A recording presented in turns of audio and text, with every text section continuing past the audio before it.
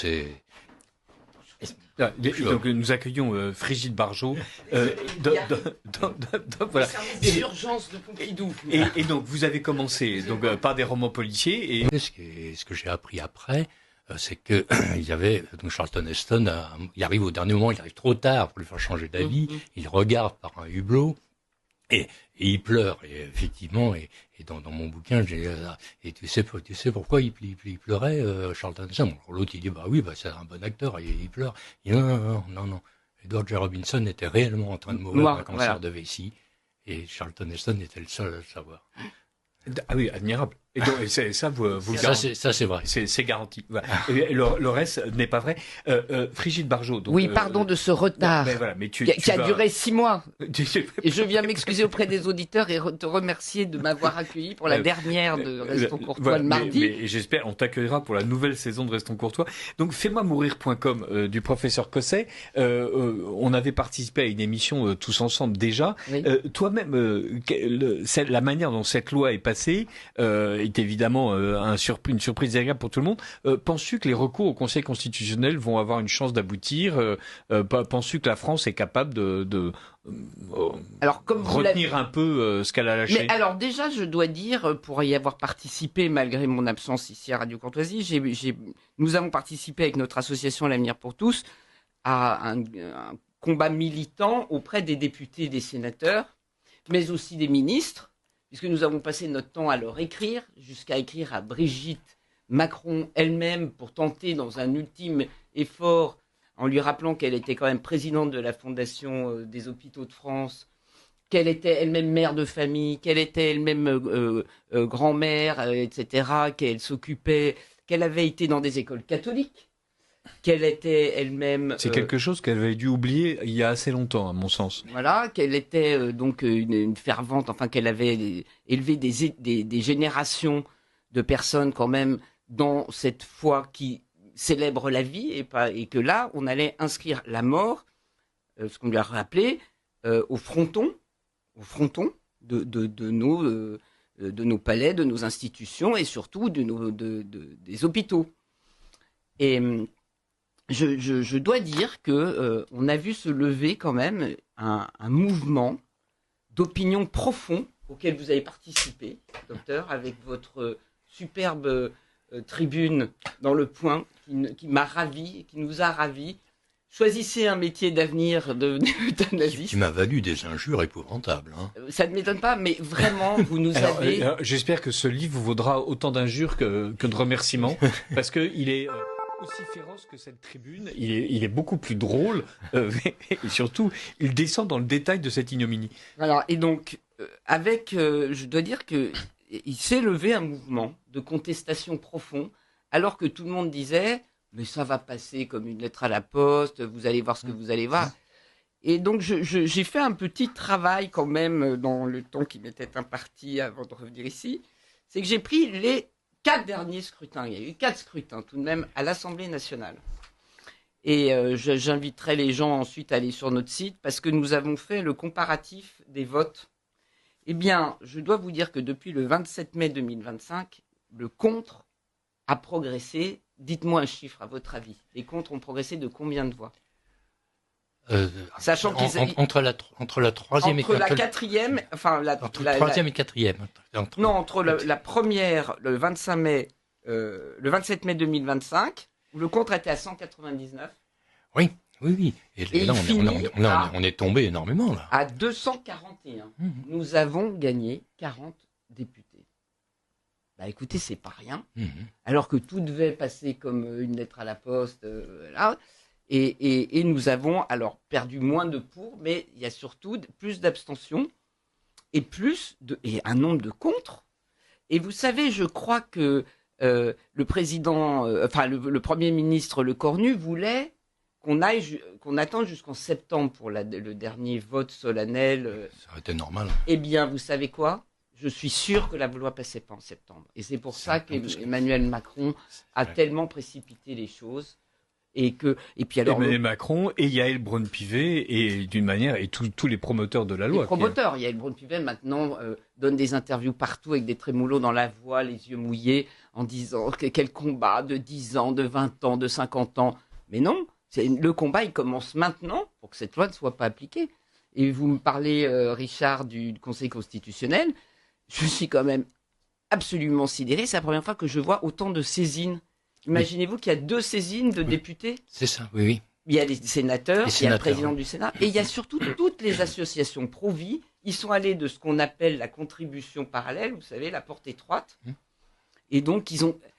Alors, la contribution parallèle, il faut expliquer aux éditeurs de Radio Courtoisie, c'est-à-dire que ils adressent au Conseil constitutionnel tous leurs arguments. Des mémorandums qui sont en fait des plaidoyers contre la loi et qui peuvent être qui sont juridiques. Voilà. Notre ami Grégor Pupin l'a fait, Ludovine avec le syndicat pour la famille l'a fait, mais aussi Jean-Frédéric Poisson. Il y a un nombre.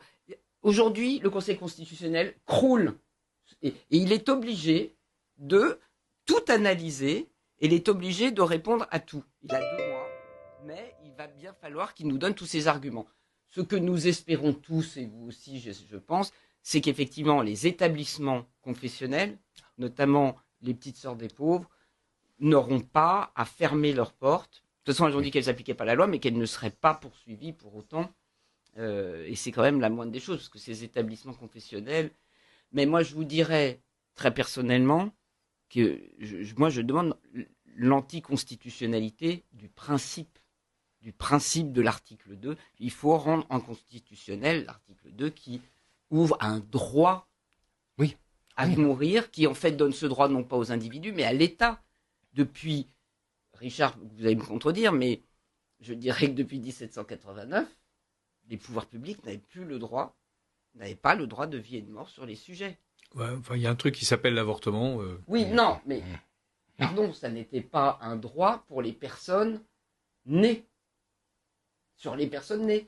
C'était un droit pour les personnes conçues et qui étaient censées naître. Et donc c'était quelqu'un. On est bien d'accord. N'oublions pas, chaque fois qu'on avorte un fœtus, on avorte un être humain. Mais on est entièrement d'accord. On avorte une personne. Et d'ailleurs, c'est si peu admis que je vous rappelle que les partisans de l'avortement sont obligés d'inventer le fait que c'est un amas le de cellules. fœtus n'est qu'un amas de cellules tant que ce n'est pas un projet parental, ce qui paraît aussi intelligent que le même Conseil constitutionnel qui explique qu'il faut distinguer entre le social et le sociétal. C'est ce qui oui, et c'est pour cela qu'effectivement, puisque le droit à l'avortement, et ça malheureusement, j'ai pas eu le temps, mais ça devrait être rappelé au Conseil constitutionnel, l'avortement est devenu constitutionnel. Vous imaginez que le droit à la mort sur la personne à naître est supérieur à la loi. Il n'y a plus de droit à la vie constitutionnelle. C'est ça qu'il faut inscrire dans la Constitution, le droit à la vie, à toute étape de la vie. Voilà, donc je pense, parce que la mort devient un pilier de la République. Est-ce qu'on se rend bien compte de ce que ça veut dire en termes d'autodestruction de l'ensemble juridique institutionnel? C'est absolument effarant. Bien, bon, je referme la parenthèse. J'espère que le Conseil constitutionnel, mais comme vous l'avez dit souvent dans les émissions aussi ici, malheureusement, la constitution même du Conseil constitutionnel de gens favorables à ce droit à mettre à mort les citoyens, ça va être, ils vont aller à la marge, ils vont bien être obligés de dire quelque chose, mais ça va être, à mon avis, des phraséologies. Normalement, ils devraient se déporter.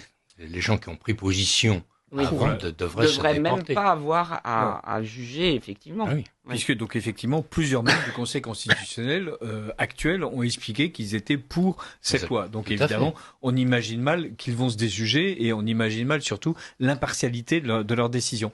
La dignité, en fait, elle est intrinsèque. C'était très bien dit par le comité consultatif national d'éthique qui avait travaillé là-dessus et qui a écrit là-dessus. Il a écrit, mais ensuite il s'est retourné. Pourquoi? Ils disent que c'est que la dignité, que c'est d'aller jusqu'au bout justement et de tout mettre en œuvre pour que la vie soit portée par la société. Et puis tout d'un coup, non. Vous ne trouvez pas qu'il est bizarre ce comité? C'était très ambigu là, effectivement, de ce texte-là, parce qu'il disait tout et le contraire. C'est ça. À une phrase d'intervalle. Vous allez avoir la même chose avec le Conseil constitutionnel. Il revenait en arrière, et j'étais pas du tout à l'aise sur ce passage-là, effectivement. Mais oui. Bon, d'autant plus que le Comité consultatif national d'éthique a quand même validé à peu près toutes les dérives possibles et imaginables depuis 10 ans. Quoi.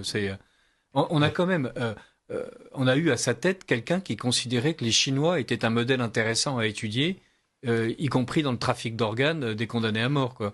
Donc pour ceux qui considèrent que je dis n'importe quoi, on reçoit parfois des courriers de... En fait, des fois, j'ai vicié certaines choses qui existent déjà. C'est ce qu'on disait, qu'il y a déjà certaines dérives, en particulier aux Pays-Bas, en Belgique, au Canada, ou un peu dans l'Oregon, c'est qui est pas mal non plus. Ou en Espagne récemment. Et en Espagne, ça commence aussi. Avec la jeune fille qui finalement ne devait plus se faire euthanasier, mais les organes étaient déjà vendus. Vous vous souvenez? Là, ça s'est passé il y a 3 mois. Noélia. Oui, horrible. Alors, je vais choisir de mourir. Dans la dignité. Dans la dignité, ça économisera de l'argent à la mutualité. Qui rapporte. La dignité qui rapporte. Frigide Barjot, donc ce combat, il n'est pas fini. Non, non. Le Conseil d'État et puis surtout le Conseil constitutionnel, pardon, et surtout en fait faire la pédagogie sans cesse de ce que ça signifie vis-à-vis de tous ceux qui, lorsqu'ils ne connaissent pas de quoi il s'agit, sont prêts à croire qu'effectivement c'est miséricordieux et aimable, mais qui, lorsqu'on leur explique, comme ces 40 députés qui ont changé de vote, comme tous ceux qui ont décidé finalement de ne pas voter, comme tous ces sénateurs, alors qu'on était persuadé que le Sénat était un nid de francs-maçons qui allait applaudir des 2 pieds et des 2 mains, qui en fait ont renvoyé la loi à chaque fois devant la avec une manœuvre d'ailleurs assez, qu'il faut quand même donner. C'est chaque fois aussi la gauche qui est pas contente de ce que la commission de droite a réécrit le texte en enlevant le fameux principe de droit à mourir. Et donc, ils sont pas contents, donc ils votent contre. Mais nous, on est contents parce que finalement, il n'y a plus de texte. Mais c'est vrai, il faut souligner qu'une partie de l'opposition à la loi venait des gens qui considéraient qu'elle n'allait pas assez loin. Et qui voulaient renvoyer à l'Assemblée nationale. Et c'est pour ça qu'il faut travailler l'Assemblée nationale.